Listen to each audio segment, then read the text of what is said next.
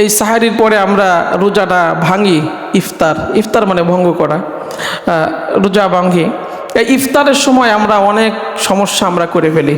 বিশেষ করে দোয়া কবুলের সময় হচ্ছে ইফতারের টাইম। ইফতারের টাইমে আল্লাহ রাব্বুল আলামিনের কাছে দোয়া করা, বিশেষ করে তাওবা করা। কারণ হাদিসে আসছে অসংখ্য জাহান্নামী বান্দাদেরকে আল্লাহ রাব্বুল আলামিন এই ইফতারের সময় জাহান্নাম থেকে মুক্তি দিয়ে দেন।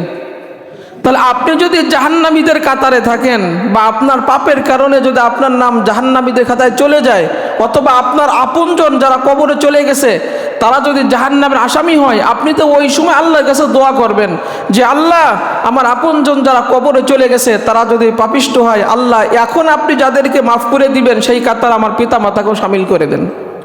আল্লাহ এখন আপনি যে জাহান্নামীদের মুক্তি দিবেন সেই কাতারে যদি আমি থাকি, রব্বুল আলামিন আপনি আমাকে জাহান্নামীদের খাতার দেখে নামগুলো কেটে দেন, জাহান্নাম থেকে আল্লাহ আপনি আমাকে মুক্ত দেন, আল্লাহ আপনি আমাকে জান্নাতের মালিক বানাই দেন।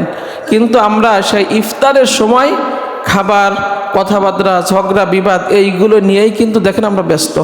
এই করে করে আমার আপনার জীবনে আপনি যতগুলো রোজা রাখছেন, যে কয়টা বছর ধরেন, আপনার বয়স যদি 40 হয়, আপনি 20 বছর ধরে রোজা রাখতেছেন, কিন্তু ইফতারের সময় আপনি দেখেন এই আমলগুলো থেকে বঞ্চিত হয়ে যাচ্ছেন।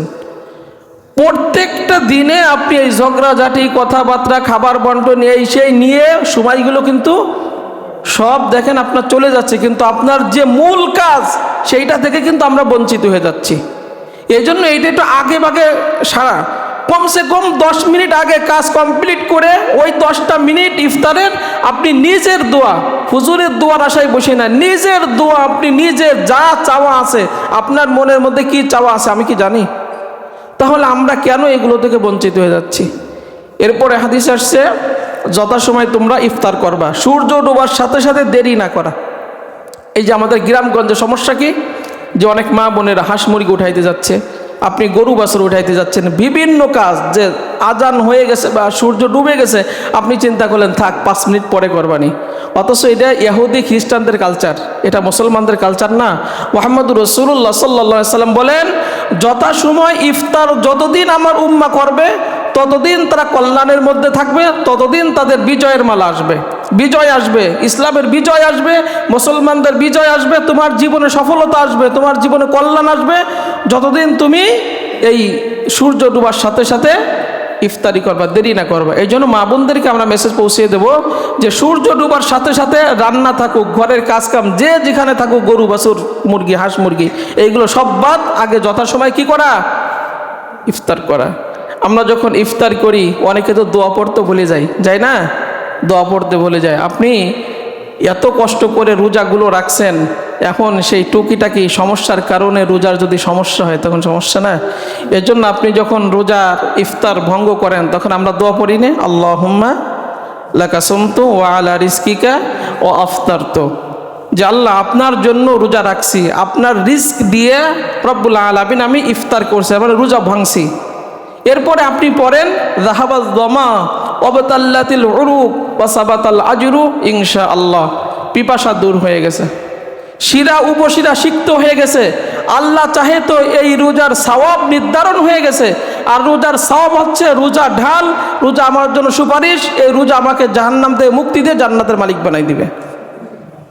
এখন এখানে আমি যদি বলি, আপনারা কয়জন এই 2টা দোয়া মুখস্থ করছেন? আমি তো অনেকের মুখস্থ করাইছি ঠাইসে ধরে, রোজার আগের থেকে আমি এখানে মুখস্থ করাইছি। কতজন আমরা মুখস্থ করছি এইগুলা? অথচ আমরা কিন্তু ইফতার করেই যাচ্ছি, কিন্তু যেগুলো আমাদের প্রয়োজন সেইগুলোর দিকে আমাদের কোনো খেয়াল নাই। এই জন্য অবশ্যই প্রথম দোয়াটা অনেকে জানলেও দ্বিতীয় দোয়া অনেকে জানে না। দ্বিতীয়টা অবশ্যই মুখস্থ করবেন, যাহাবাজ যামা ওয়াবাতাল্লাতিল উরুক ওয়া সাবাতাল আজরু ইনশাআল্লাহ। এত কিছু মনে থাকে, এটা মনে থাকবে না? অবশ্যই থাকবে। রোজার মাসে এটা যারা মুখস্থ নাই, আজকে আমি মেসেজ পৌঁছাই দিলাম সবার কানে কানে, যাদের মুখস্থ নাই অবশ্যই আপনি মুখস্থ করবেন। করে যেহেতু রোজা বছরে একবার আসে, তাহলে আপনি একটু কষ্ট করে ছোট্ট একটা দোয়া, 1 লাইনের একটা কথা, এটা একটু কষ্ট হবে, বারবার এটা মুখস্থ করেন, না হলে আমাদের সহযোগিতা নেন।